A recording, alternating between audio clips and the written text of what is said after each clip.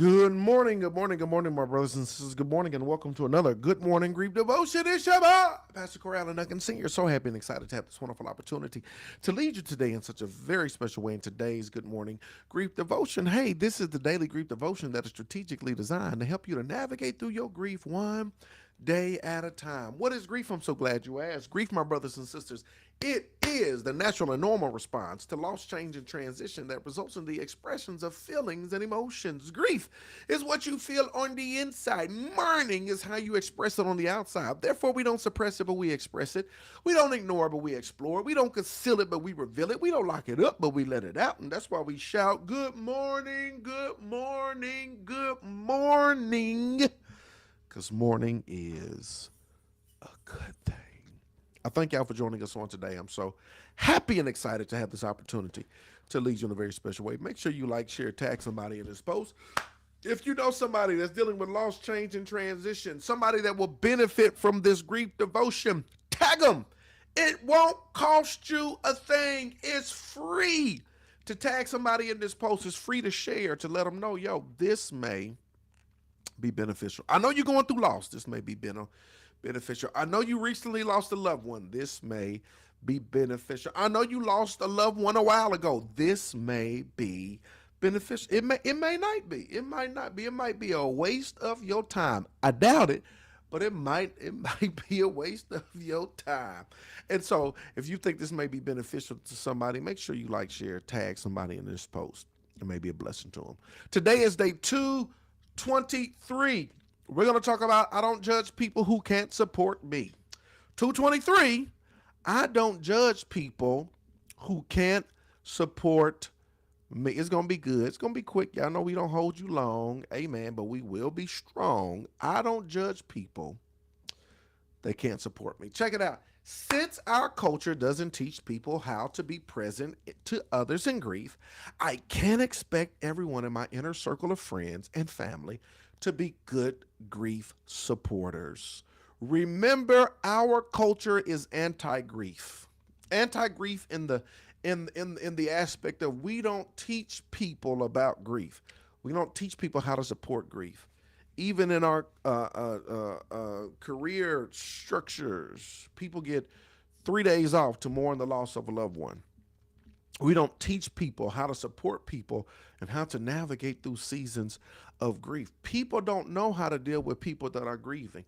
People don't know how to be good grief supporters. It is not highlighted in our culture.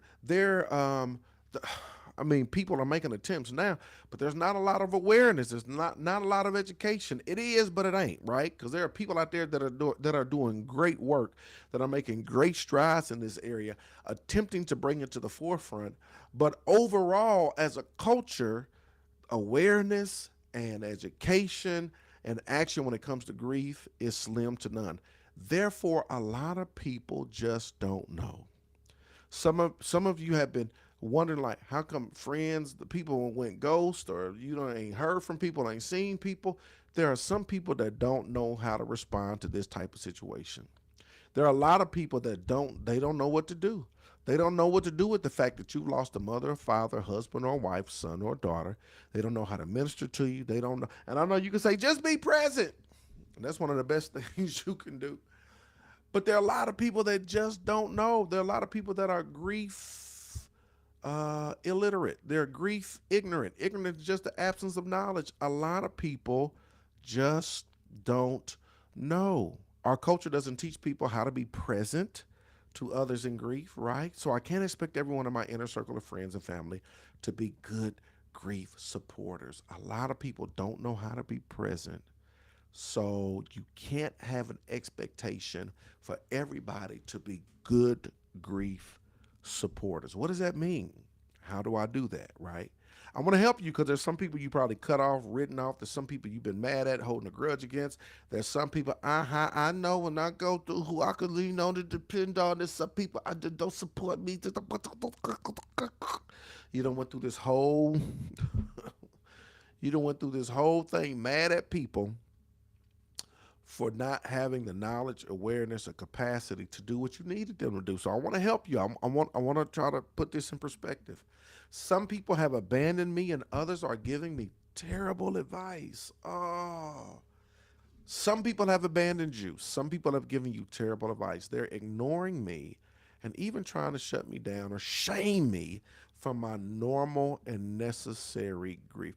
There's some of you that may have experienced one of these, some of these, or all of these. You've experienced people have abandoned you, people have given you terrible advice, people have ignored you, people have tried to shut you down, people have even tried to shame you for your normal and necessary grief. Ain't you over there by now? Why you still crying? I don't drop them tears. We ain't about to do all that. People have done a number of different things. You've gone through it, right? As you navigated through this season. How do you respond?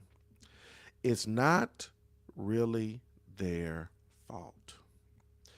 At our 7 o'clock devotion, we talked about how we overlook offense, that we look behind the behavior and see what's driving it. What is the driving force behind the behavior?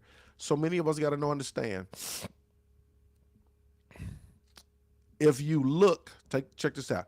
If you look behind the abandonment, if you look behind the terrible advice, if you look behind the ignoring you, if you look behind the shutting you down, if you look behind the shaming you for normal and necessary grief, what you will find is somebody that don't know, somebody that is unaware, somebody that is ignorant on how do I minister to somebody that's navigating through grief.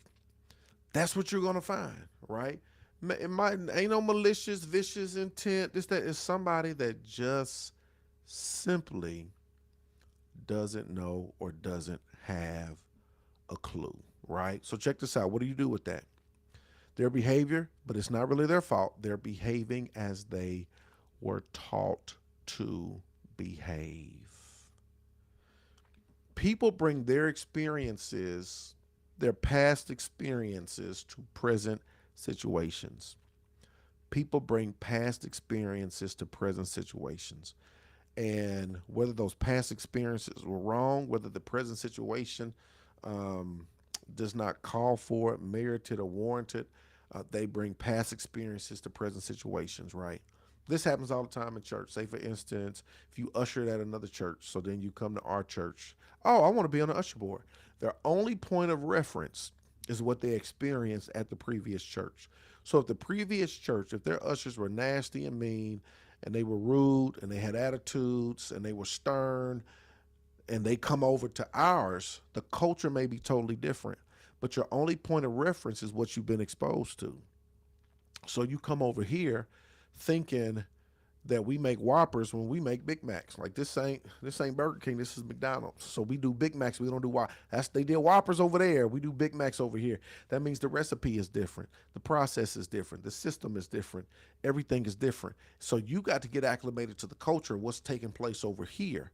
But the thing is, people bring past experiences to present situations. So even when it comes to grief, right? What they're going to do, they're going to bring their past experiences, what they've taught, what they've been exposed to. They're going to bring past experiences to their present situation. And if their past experiences on how to deal with grief or mourning or death or loss or change and transition, if their past experiences were wrong and whack and terrible, y'all, that's what they bring into this situation, right? That's what's showing up. That's what they're bringing. This is what you got to know. They have their own, they're behaving as they were taught to behave. I'm trying to help y'all understand some of your family and friends a little bit more. They were behaving as they were taught to behave. And they have their own griefs and crises too. I'm working on having grace for everyone. I'm not perfect either. I want you to do this. I'm working on having grace for everyone because I'm not perfect either. In the season of grief, we have a tendency to be so focused on ourselves and what we're dealing with, what we're going through, that very rarely do we even take the time to kind of stand in the shoes of somebody else, right? Um, to see it from their vantage point, to understand even how they're trying to minister to me, how they're showing up for me in this season, right? And I love this because I'm working on having grace for everyone. Because guess what? I'm not perfect either. So even in this season, I know some of y'all have probably tossed away some good friendships or people have abandoned you. I want you to look through the lens of maybe they just didn't know. Instead of looking through the lens of being offended, I'm offended because they abandoned me. I'm offended because I ain't heard from them. I'm offended because they didn't show up. I'm offended because they giving me terrible. I'm offended. Maybe they just didn't know. Well, at 7 o'clock, what we say? You say, interesting. That advice, interesting.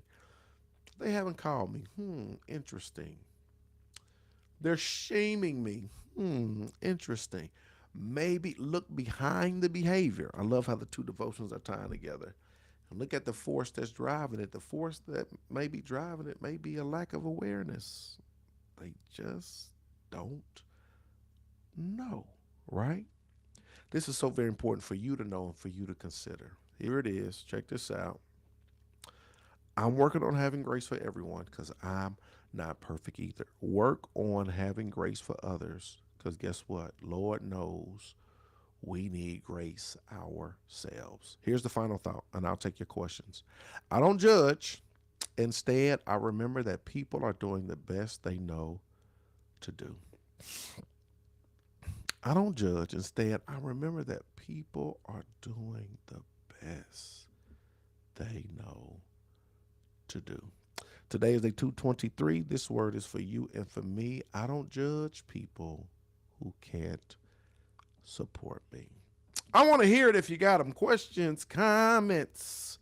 If you got questions, comments, y'all, I'm here. Drop it. Drop it. Drop it. Drop it. Drop it. Drop it. Drop it. Drop it. If you got them, drop it. If you got them, questions, comments, drop it. I appreciate each and every one of y'all. Good morning to each and every one of y'all. Hey, Lalicia Jordan. I think we were supposed to catch up.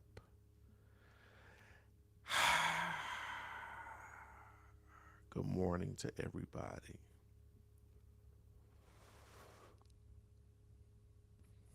No questions, no comments. They do not know what they do. They don't. Mama to hear, they don't. They simply do not. They don't know how to show up. They don't know how to show up. Good morning, LaShonda Benton. Tamika Brown, Felicia Henderson, to hear. Sean, Miss Linda, Nakisha. I appreciate y'all. Y'all ain't got no comments this morning. Look, I hope and pray your Saturday is sensational. Hope it's sensational. I appreciate y'all. Love y'all with the love of the Lord. Y'all ain't got no questions or comments. So look, I'm going to meet y'all back here tomorrow, same time, same place, ready to get it in one time for the one time. Have a sensational Saturday in Jesus' name. Let's go.